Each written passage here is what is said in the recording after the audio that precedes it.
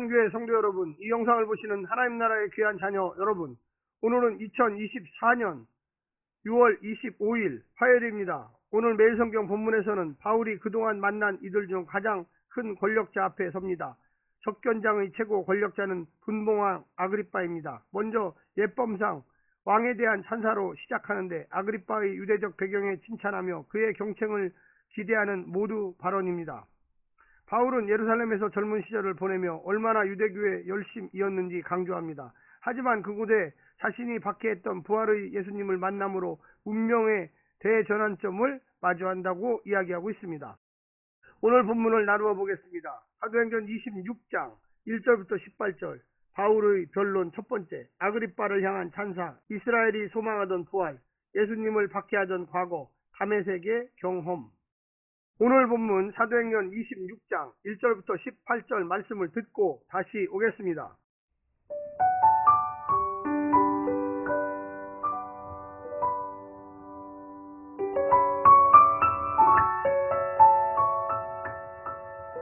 사도행전 26장. 아그리빠가 바울에게 이르되 너를 위하여 말하기를 내게 허락하노라 하니, 이에 바울이 손을 들어 변명하되 아그리빠 왕이여, 유대인이 고발하는 모든 일을 오늘 당신 앞에서 변명하게 될 것을 다행히 여기나이다. 특히 당신이 유대인의 모든 풍속과 문제를 아심이니이다. 그러므로 내 말을 너그러이 들으시기를 바라나이다. 내가 처음부터 내 민족과 더불어 예루살렘에서 젊었을 때 생활한 상황을 유대인이 다 아는 바라. 일찍부터 나를 알았으니 그들이 증언하려 하면 내가 우리 종교의 가장 엄한 바를 따라 바리새인의 생활을 하였다고 할 것이라.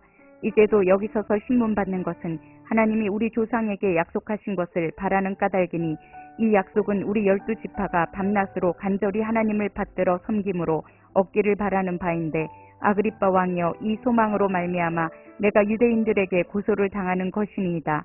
당신들은 하나님이 죽은 사람을 살리심을 어찌하여 못 믿을 것으로 여기나이까? 나도 나사렛 예수의 이름을 대적하여 많은 일을 행하여야 될 줄 스스로 생각하고 예루살렘에서 이런 일을 행하여 대제사장들에게서 권한을 받아가지고 많은 성도를 옥에 가두며 또 죽일 때에 내가 찬성 투표를 하였고, 또 모든 회당에서 여러 번 형벌하여 강제로 모독하는 말을 하게 하고 그들에 대하여 심히 격분하여 외국 성회까지 가서 박해하였고, 그 일로 대제사장들의 권한과 위임을 받고 다메섹으로 갔나이다.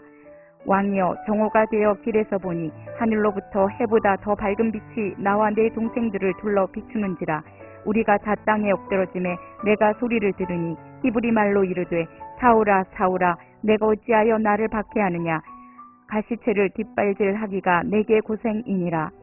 내가 대답하되 주님 누구시니까? 주께서 이르시되 나는 내가 박해하는 예수라.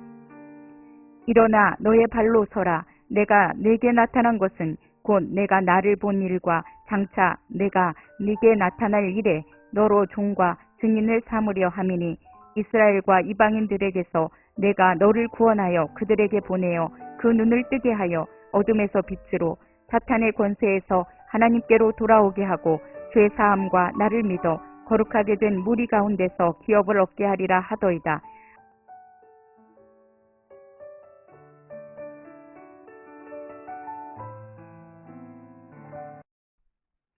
지금까지 여러 차례 변론 중 가장 형식 면에서 탁월한 마지막 변론입니다. 특히 수사학적 요소와 논리적 구조가 돋보입니다. 변론의 시작으로 앞서 더블로가 선보였듯이 카푸타니오 벨렌볼렌티아이 찬사가 등장합니다. 진술부에 해당하는 나라시오가 본단락 나머지를 채우고 있습니다. 그 이후 네프타티오와 페로라티오도 호소와 논란으로 확인할 수 있습니다. 이런 수사학적 형식에 입각한 변론은 고관 대작의 관심을 충분히 사로잡았습니다. 혹자는 유대적 전통과 배경, 또 박해, 증언자의 교차대구의 논리적 구조에 주목하고 있습니다. 오늘 본문을 세 부분으로 나누어 자세히 설명드리겠습니다.